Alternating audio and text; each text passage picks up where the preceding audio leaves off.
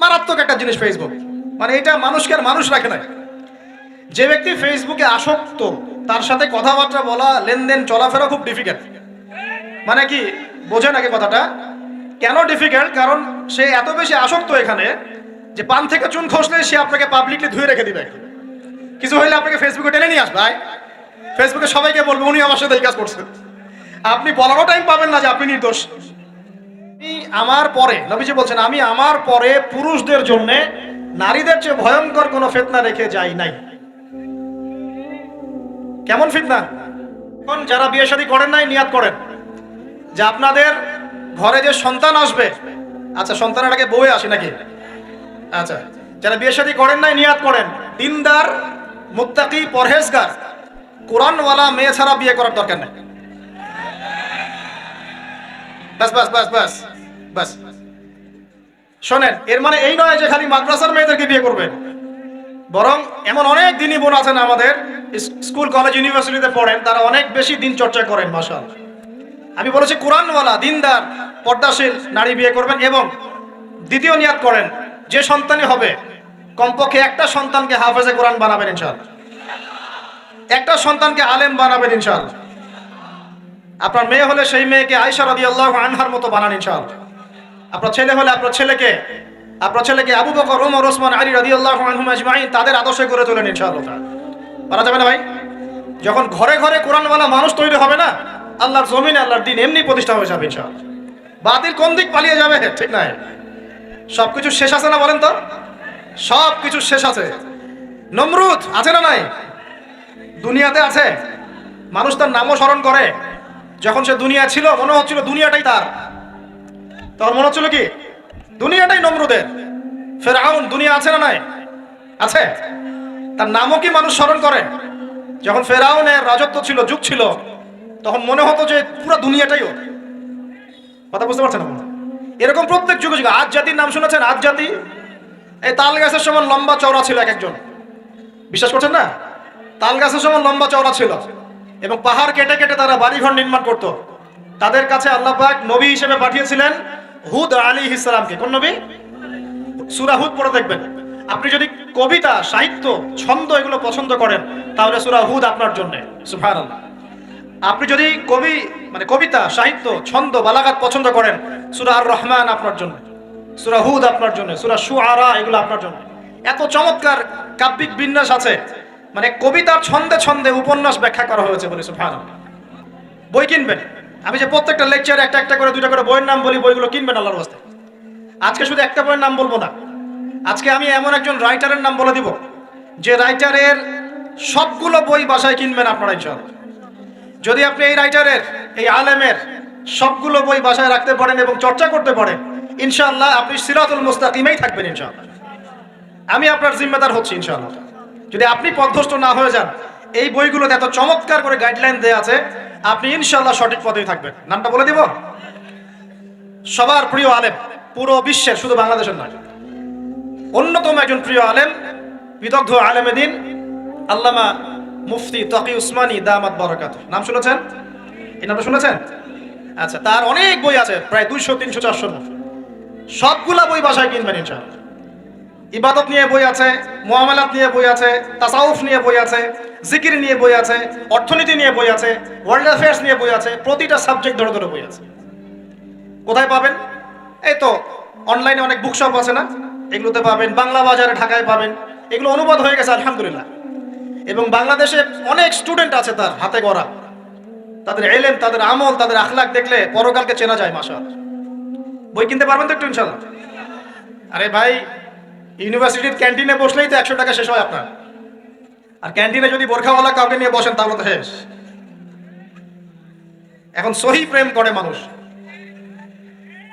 এক ভাই প্রশ্ন করেছে সেদিন, কালকেই, যে সে দিনের পথে ফিরে এসেছে কিন্তু তার গার্লফ্রেন্ডকে ভুলতে পারে না। তো বলছে, ভাই তাকে দাওয়াত দেওয়ার খাতিরে হলেও কি ফোনে কথা বলা যাবে? কি উত্তর দিব বলেন? আপনি পবিত্র হতে যাচ্ছেন কি না? পবিত্র হতে চাচ্ছেন, পবিত্র পথে আসতে চাচ্ছেন, তাহলে অপবিত্র পথে আবার কেন ফিরে যাবে? এগুলো কি হালাল না হারাম? আল্লাহ পাক বলেছেন লা তাকরাবু জিনা, জিনার ধারের কাছেও যেও না, ধারের কাছেও যেও না। দেখেন এই একই কথা আল্লাহ পাক আদম এবং হাওয়া আলাইহিস সালামকে এইরকম শব্দে বলেছিলেন, ওয়ালা তাকরাবা হাযিহি শাজারা, তোমরা এই গাছের ফল খেও না এমন নয়, তোমরা এই গাছের কাছেও যেও না। আমার কথা কি বুঝতে পারছেন? মানে এই বাঁশ অতিক্রম করে এসো না এমন নয়, এই বাঁশের কাছেও বসবা না। বুঝতে পারছেন কথা? একইভাবে আল্লাহ বলছেন ওয়ালা তাকরাবু জিনা, তোমরা জিনা করো না এমন নয়, জিনার কাছেও। ফিজিক্যাল রিলেশন তো অনেক দূরের কথা, হারাম। আপনি ফোনেও কথা বলবেন না, আল্লাহ পাক তৌফিক দান করেন। আপনি যদি পবিত্র থাকতে পারেন ইনশাআল্লাহ তাআলা আল্লাহ পাক আপনাকে আপনার উপযুক্ত পাত্রী দিবেন ইনশাআল্লাহ। আর যদি আপনি পবিত্র থাকতে না পারেন, এমন হতে পারে যে হয়তো আপনি পবিত্র কাউকে পান নাই, হতে পারে কি না? আচ্ছা প্রিয় ভাইরা, বইটা কিনবেন, বইটার নাম, দোয়ার বইটার নাম হলো হিসনুল মুসলিম। কি নাম? হিসনুল মুসলিম। যদি কিনতে না পারেন, ওই যে প্লে স্টোরে ঢুকেন, প্লে স্টোরে ঢুকে দেখবেন যে একটা অ্যাপস আছে হিসনুল মুসলিম। এখানে যতগুলো দোয়া আছে সবগুলো দোয়া আগামী 1 বছরের মধ্যে মুখস্থ করবেন। রাজি আছেন কিনা? আর এখানে সকাল সন্ধ্যায় পড়ার জন্য কিছু দোয়া আছে, সকাল সন্ধ্যায় পড়ার। এই দোয়াগুলো আল্লাহর ওয়াস্তে মুখস্থ করবেন, পারবেন ইনশাআল্লাহ? আল্লাহ তৌফিক দান করবেন। আমি আর একটা আমল বলে দিব, তারপর সামনে যাব। সেটা হলো 5 ওয়াক্ত নামাজ তো পড়েন মাশাআল্লাহ, নাকি? কারা কারা নামাজ 5 ওয়াক্ত পড়েন হাত তোলেন দেখি। আলহামদুলিল্লাহ, মাশাআল্লাহ, হাত নামান। আর যারা নামাজ পড়েন না তাদেরকে আমি একটা হাদিস শোনাবো, একটা হাদিস শুনবেন। নবী সাল্লাল্লাহু আলাইহি ওয়াসাল্লাম বলেছেন, قال النبي صلى الله عليه وسلم بين العبد وبين الكفر والشرك ترك الصلاة। আল্লাহ পাকের বান্দা আর একজন কাফের মুশরিকের মধ্যে পার্থক্যই হচ্ছে নামাজ। আল্লাহ পাকের বান্দা মানে মুমিন মুসলিম এবং একজন কাফের মুশরিকের মধ্যে পার্থক্য কি? মান তারাকা সালাতান মুতাআম্মিদান ফাকাদ বারিয়াত মিন যিম্মাতিল্লাহ। কেউ যদি ইচ্ছাকৃতভাবে তার উপর ফরজ নামাজকে ছেড়ে দেয়, সে যেন আল্লাহ পাকের জিম্মেদারি থেকে মুক্ত হয়ে গেল। অন্য হাদিসে আছে মান তারাকা সালাতান মুতাআম্মিদান ফাকাদ কাফার। কেউ যদি ইচ্ছা করে নামাজ ছেড়ে দেয়, সে ব্যক্তি কুফরি করলো। বলি নাউযুবিল্লাহ। আমরা কি কুফরি করতে চাই নাকি ভাই? নামাজের কথা বলেছি, 5 ওয়াক্ত নামাজ কারা কারা পড়েন না হাত তুলেন এবার। আচ্ছা লজ্জার কিছু নাই, এখন আমার সাথে তওবা করেন, আমার সাথে তওবা করেন, বলেন আস্তাগফিরুল্লাহ আল্লাযী লা ইলাহা ইল্লা হুয়াল হাইয়ুল কাইয়্যুম ওয়া আতুবু ইলাইহি। আল্লাহর কাছে সাক্ষী রেখে বলেন, আল্লাহ আমি জীবনে যত রাকাত নামাজ ছেড়ে দিয়েছি এর জন্য আমাকে মাফ করে দাও। ইনশাআল্লাহ আগামী জীবনে আমি বিনা ওজরে 1 ওয়াক্ত নামাজও বাদ দিব না ইনশাআল্লাহ। রাজি আছেন ইনশাআল্লাহ? বাস এই একটা নসিহত যদি আজকে আপনারা আমল করতে পারেন, ইনশাআল্লাহ আজকের মাহফিল সফল। পারা যাবে? আর বই কিনতে বললাম, 1 নাম্বার কোন বই বলেন? হিসনুল। আর কোন আলেমের নাম বলেছি? আল্লামা, জোরে বলেন। তার অনেকগুলো বই আছে, কেনার চেষ্টা করবেন তো ইনশাআল্লাহ। আল্লাহ পাক তৌফিক ইনায়াত করুন, বলি আমিন।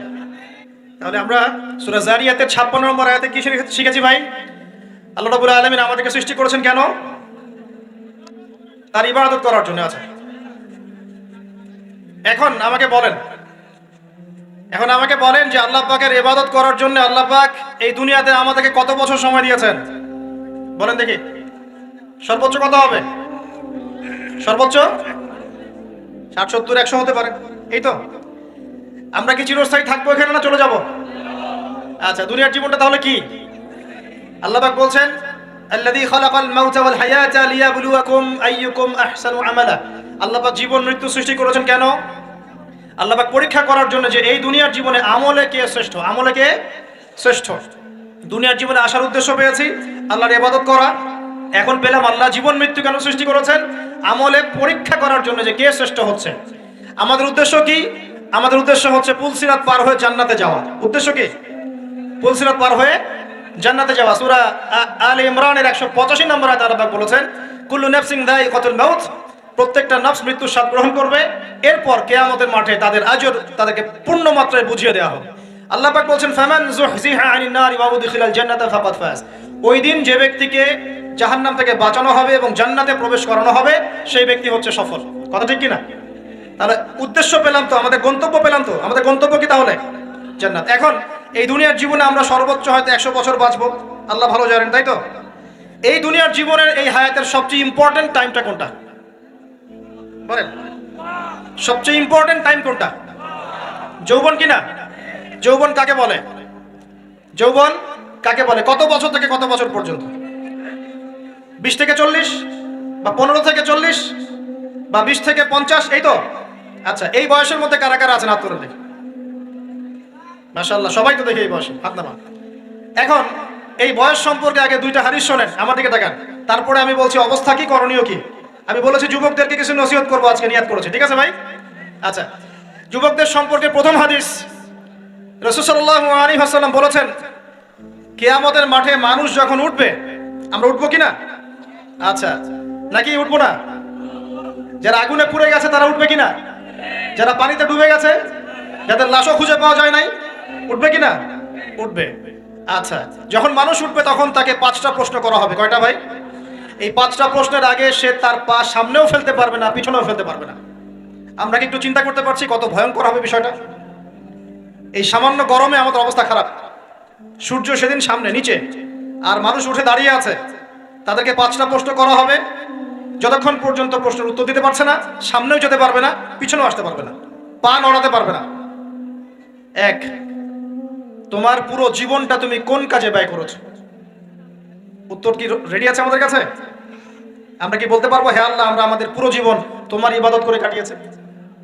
2, তোমার যৌবন স্পেশালি তুমি কোন কাজে ব্যয় করেছো?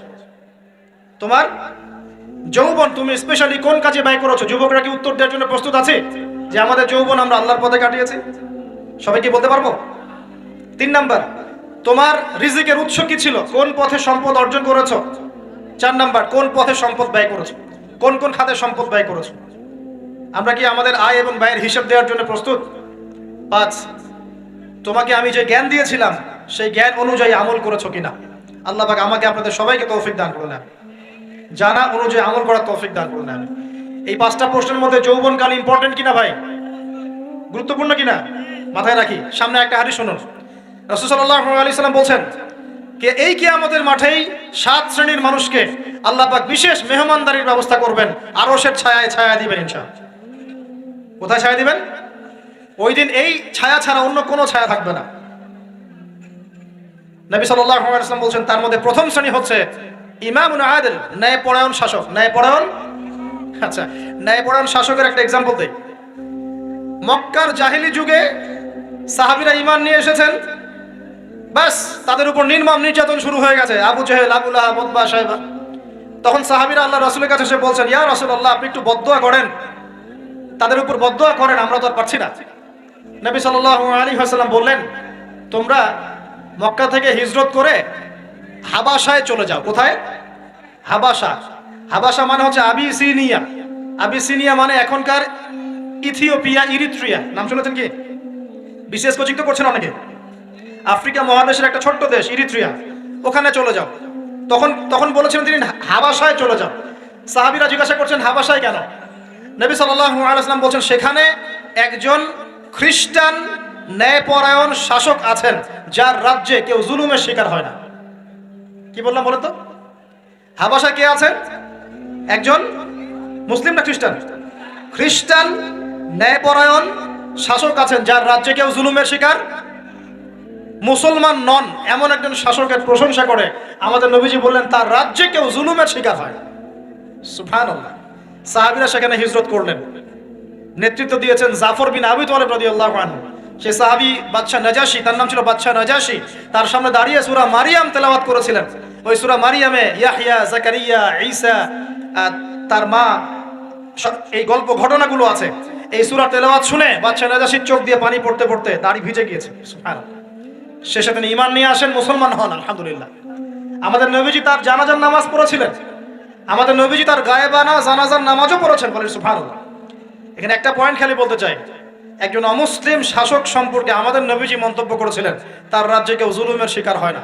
আর আজকের দিনে সারা বিশ্বের কোন কোন ক্ষেত্রে মুসলিম শাসকদের ব্যাপারেও এই কথা বলা যায় না যে তার রাজ্যে কেউ জুলুমের শিকার হয় না। আল্লাহ পাক বলছেন আরশের ছায়া আমি ছায়া দিব 7 শ্রেণীর মানুষকে। কয় শ্রেণী? তার মধ্যে প্রথম শ্রেণী হচ্ছে ইমামুন আদিল, ন্যায়পরায়ণ শাসক। আল্লাহ পাক আমাদের সমস্ত শাসকদেরকে ন্যায়পরায়ণ হওয়ার তৌফিক দান করুন। 2 নাম্বার, সেই যুবককে আমি সেখানে আশ্রয় দিব যেই যুবক তার যৌবন কালটা আল্লাহর পথে কাটিয়ে দিয়েছে। এবার কি হাদিসটা আপনি পেয়েছেন? এর আগের হাদিস কি শুনলেন? পা নড়াতে পারবেন না যতক্ষণ পর্যন্ত এই প্রশ্নের উত্তর না দিচ্ছেন যৌবনকাল কোন পথে ব্যয় করেছেন। এখন যদি আল্লাহর পথে ব্যয় করেন তাহলে আরশের ছায়া ছায়া পাচ্ছেন আলহামদুলিল্লাহ। বাকিগুলো কারা কারা একটু বলে দেই। 3 নাম্বার হচ্ছে সেই ব্যক্তি যে একজন আরেকজনকে মহব্বত করে, এক ব্যক্তি আরেক ব্যক্তিকে মহব্বত করে শুধুমাত্র আল্লাহর সন্তুষ্টির জন্য। কথা কি বুঝতে পারছেন? এই মহব্বত আবার এই ছেলে মেয়ের ফ্রি মিক্সিং না। কথা বুঝতে পারেনি? দিনের খাতিরে মহব্বত, আল্লাহর জন্য মহব্বত, আল্লাহর জন্য। 4 নাম্বার এমন ব্যক্তি যে এত গোপনে দান করে যে তার বাম হাত জানে না ডান হাত কি দান করেছে। আমরা তো এখন 1 টাকা দান করলে 100 টাকা ফুটাই। ফেসবুক আছে, মারাত্মক একটা জিনিস ফেসবুক, মানে এটা মানুষকে আর মানুষ রাখে না। যে ব্যক্তি ফেসবুকে আসক্ত তার সাথে কথাবার্তা বলা, লেনদেন, চলাফেরা খুব ডিফিকাল্ট। মানে কি বোঝেন আগে কথাটা?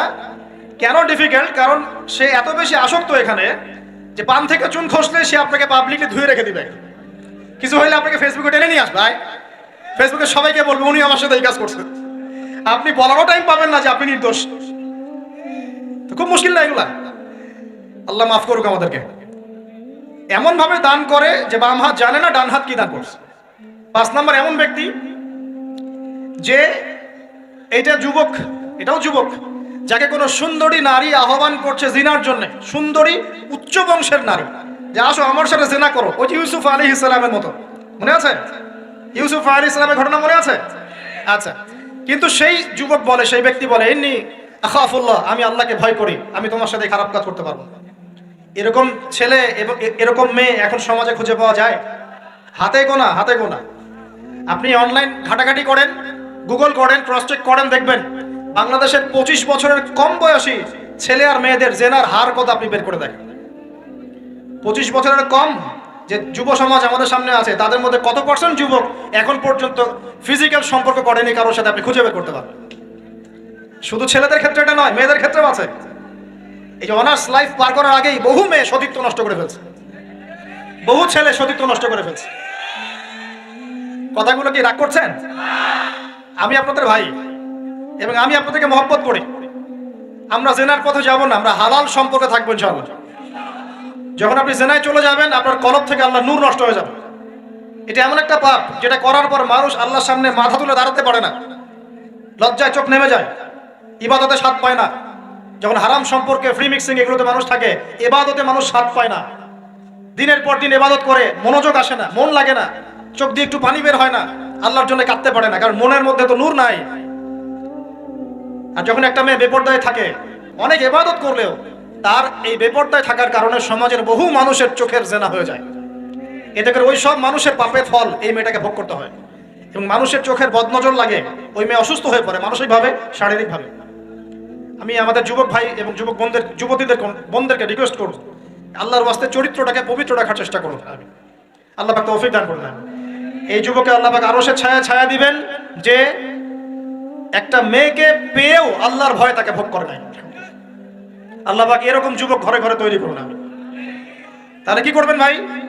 হালাল উপার্জনের ব্যবস্থা করবেন, ব্যাস সরাসরি বিয়ে করে ফেলবেন।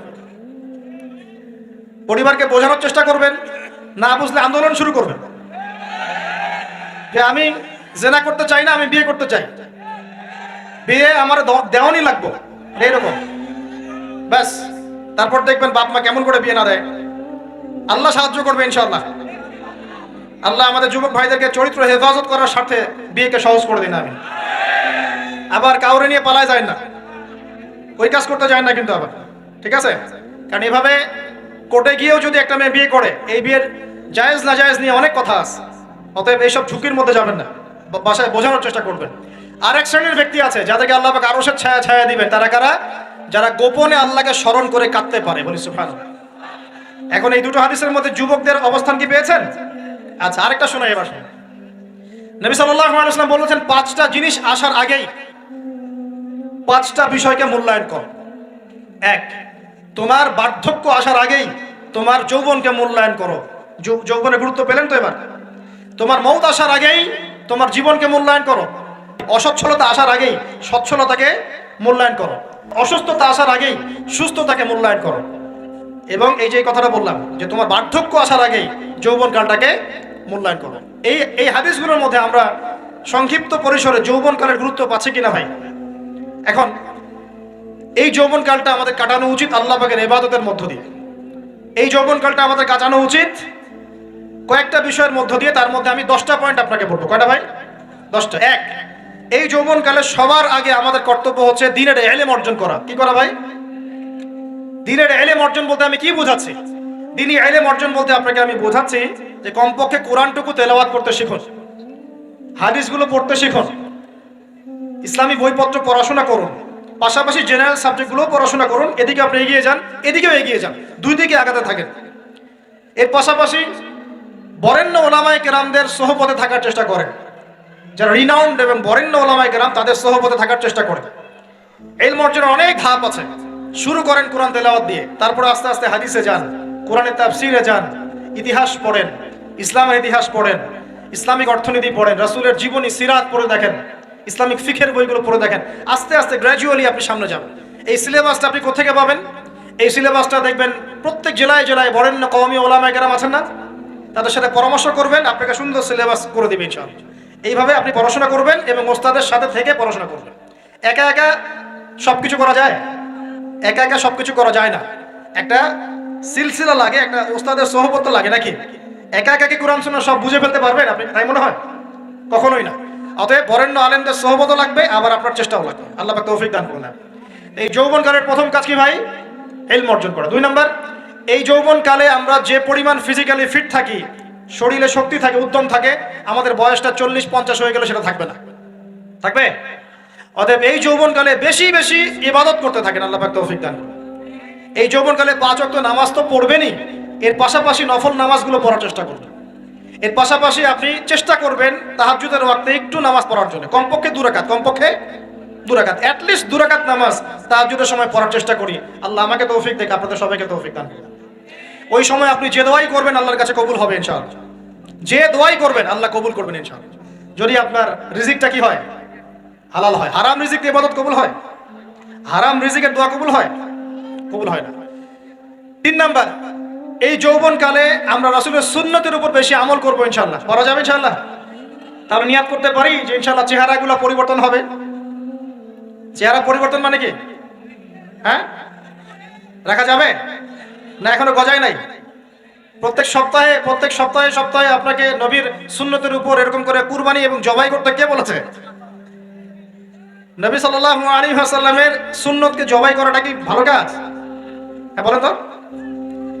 আমরা তো এমন অনেক নাপিত ভাইদেরকে চিনি যারা এই ধরনের বক্তব্যগুলো শুনে আলহামদুলিল্লাহ জীবন পরিবর্তন করেছেন।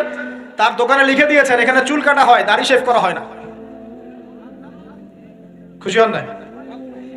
মুসলিমদের কথা বলছি, অমুসলিমদেরকে নিয়ে আমাদের চিন্তা নাই তো? চিন্তা আছে? একটা কথা মনে রাখবেন, একটু কথাটা মনের কান দিয়ে শোনেন। দাড়ি হচ্ছে একমাত্র ভিজিবল সুন্নত। দাড়ি হচ্ছে একমাত্র ভিজিবল সুন্নত। ভিজিবল মানে কি? যা দেখা যায়। দাড়ি একমাত্র ভিজিবল সুন্নত, দৃশ্যমান সুন্নত, যেটা নিয়ে আপনি আমি কবরে যাবো ইনশাআল্লাহ। আর কোন সাইন দেখে বোঝার বুদ্ধি নাই এই ব্যক্তি কত বড় মুসলিম, কত বড় সুন্নতের পাবন ছিল। খালি কপালের সেজদার দাগ আর চেহারার দাড়ি বাকি থাকবে। কথা বুঝতে পারছেন ভাই? নিয়াত করা যায় একটু দাড়ি ছেড়ে দিব, নাকি দাড়ি রাখলে চাকরি পাবেন না? দাড়ি রাখলে মেয়ে দিবে না নাকি? তো যে মেয়ে দাড়ি রাখলে বিয়ে করতে চায় না তাকে বিয়ে করারও দরকার নাই। আর দাড়ি রাখলে যে চাকরি আপনাকে ছাড়তে হবে চাকরিও করার দরকার নেই। 4 নাম্বার ভাই, যৌবনকালে আমরা আমাদের সময়গুলোকে মূল্যায়ন করবো ইনশাআল্লাহ। কথা বুঝতে পারছি ভাই? সময় মূল্যায়ন কেমন? আপনার দিন রাতের একটা রুটিন থাকবে, এলোমেলো লাইফ লিড করবেন না। এই যে আমরা, আল্লাহ মাফ করুক, আমরা এখন 3টায় 2টায় 4টায় ঘুমাই, 12টা 1টা 2টায় উঠি, নাউজুবিল্লাহ। এতে করে কি আমাদের রুটিন লাইফটা ঠিক আছে? আমাদের খাওয়ার ঠিক নাই, আমাদের ঘুমের ঠিক নাই, আমাদের মানে খাবারের যে অভ্যাস, খাদ্যাভ্যাসে ঠিক নাই। আর নিয়মতান্ত্রিক লাইফ লিড করবো আমরা, নিয়মতান্ত্রিক। আমার জীবনে একটা রুটিন থাকবে, এই রুটিনের বাইরে যাব না। পড়াশোনার রুটিন থাকবে, খেলার বা এক্সারসাইজ রুটিন থাকবে, খাওয়া দাওয়ার রুটিন থাকবে, দাওয়ার রুটিন থাকবে, আমি আলেম ওলামাদের কাছে যাবো, এই রুটিন থাকবে। একটা রুটিন লাইফ লিড করবেন, এলোমেলো জীবন যাপন করবেন না। আল্লাহ পাক আমাকে তৌফিক দান করুন, আপনাদের সবাইকে তৌফিক দান করুন। কয়টা বলেছি ভাই? বলেন। 6 নাম্বার, যৌবনকালে সবচেয়ে বেশি বেঁচে থাকবো নারীর ফিতনা থেকে। কি থেকে ভাই? যৌবনকালে সবচেয়ে বেশি বেঁচে থাকবো কি থেকে? একটা হাদিস বলি, নবী সাল্লাল্লাহু আলাইহি ওয়াসাল্লাম বলেছেন, মা তারাকতু বা'দি ফিতনাতান আদাররু আলা রিজালি মিনান নিসা। আমি আমার পরে, নবীজি বলছেন, আমি আমার পরে পুরুষদের জন্য নারীদের চেয়ে ভয়ঙ্কর কোনো ফিতনা রেখে যাই নাই। কেমন ফিতনা? আপনি একটু অনেস্টলি বলেন তো দেখি, যে আমরা যারা পর্নোগ্রাফিতে টুকটাক আসক্ত বা এ ধরনের অনলাইনে বা অফলাইনে এই ধরনের হারাম সম্পর্কের সাথে আছি, মন থেকে কি আপনি ফিল করেন যে আল্লাহ আপনার সাথে আছেন? বলেন তো দেখি, অনেস্টলি বলেন। আপনি যখন নামাজ পড়ে বাসায় ফিরে যান, ফিরে যেতে যেতে যদি আপনার চোখে খারাপ কিছু পড়ে, আপনার মনের নূরটা নষ্ট হয়, আপনি বুঝতে পারেন না? বুঝতে পারেন না? যখন আপনি এরকম হারাম কোনো সম্পর্কে আছেন, নাউজুবিল্লাহ, আপনার মনটা যে শক্ত হয়ে গেছে, আপনি বুঝতে পারেন না? আল্লাহর ওয়াস্তে নারী জাতির ফিতনা থেকে সর্বোচ্চ দূরত্ব অবলম্বন করবেন। আল্লাহ পাক তৌফিক দান করুন। কি করবো তাহলে আমরা? ওই যে বলেছি, হালাল সম্পর্ক করতে পারলে হালাল, যদি করতে না পারি সবর করবেন। কি করবেন? সবর করবেন, ভালো কাজে ব্যস্ত থাকবেন, বেশি বেশি রোজা রাখবেন। কি করবেন? বেশি বেশি রোজা রাখবেন। সোমবারে রোজা রাখবেন, বৃহস্পতিবারে রোজা রাখবেন।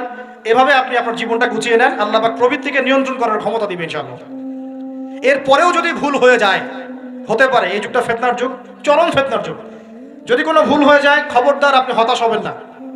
ভুল হয়ে গেলে কখনো হতাশ হবেন না। হতাশা শয়তানের পক্ষ থেকে আসে, কখনো হতাশ হবেন না। দেন ওযু করে জায়নামাজে দাঁড়িয়ে 2 রাকাত নামাজ পড়ে আল্লাহকে বলবেন, আল্লাহ আমার ভুল হয়ে গেছে, আমাকে মাফ করে দাও। পারা যাবে ইনশাআল্লাহ। জীবনে কখনো হতাশ হবেন না। জীবনে যাই হয়ে যাক না কেন, কখনো হতাশ হবেন না। মনে রাখবেন, আল্লাহ আপনার রব, আল্লাহ আপনার সাথে আছেন ইনশাআল্লাহ। অতএব নারীর ফিতনা থেকে নিজেকে বাঁচিয়ে রাখার চেষ্টা করুন। আল্লাহ পাক তৌফিক এনায়েত করুন।